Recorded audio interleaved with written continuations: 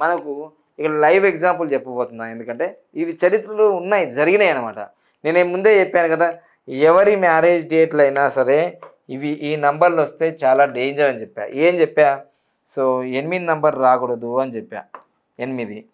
లేదా 7 నంబర్ రాకూడదు అని చెప్పా, 7. తర్వాత 4 నంబర్ రావద్దు అని చెప్పిన, 4 వచ్చేసింది. తర్వాత 5 నంబర్ రావద్దు అని చెప్పిన, 5 నంబర్.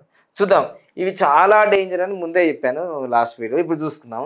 సో నెహ్రూ గారి, మన భారతదేశానికి మొదటి ప్రధానమంత్రి అయిన నెహ్రూ గారు 8వ తారీఖు పెళ్లి జరిగింది. చూడండి, 8 నంబర్ వచ్చేసింది.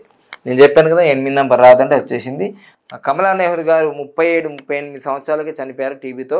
తర్వాత నెహ్రూ గారికి కొడుకు కూడా పుట్టి చనిపోయారు. ఇది జరుగుతుంది, ఇట్లాంటి పెళ్ళిళ్ళు చేసుకుంటే.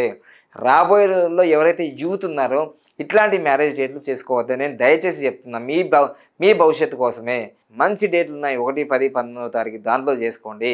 మళ్ళీ మొత్తం కుడితే 1 రావాలి, దాన్ని బెస్ట్ మ్యారేజ్ అంటున్నారు, సూపర్ కోడ్ అంటున్నారు. సో ఇది ఇటేడు తరాలు అటేడు తరాల వరకు పనిచేస్తుంది. అంటే చూడండి ఎన్ని తరాల వరకు చేసిందో. ఇది నెహ్రూ గారిది అయిపోయింది. నెహ్రూ గారు మొదటి ప్రధాని.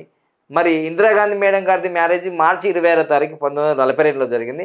సేమ్ కోడ్ వచ్చింది చూడండి, అది కూడా 8 వచ్చింది ఇక్కడ. సో 8 వచ్చింది.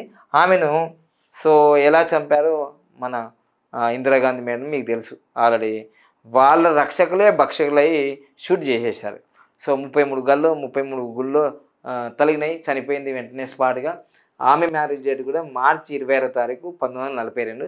ఇది చూసుకోండి, గూగుల్లో కూడా ఉంటుంది. చరిత్ర ఇది, నేను చెప్పేది కాదు, చరిత్ర.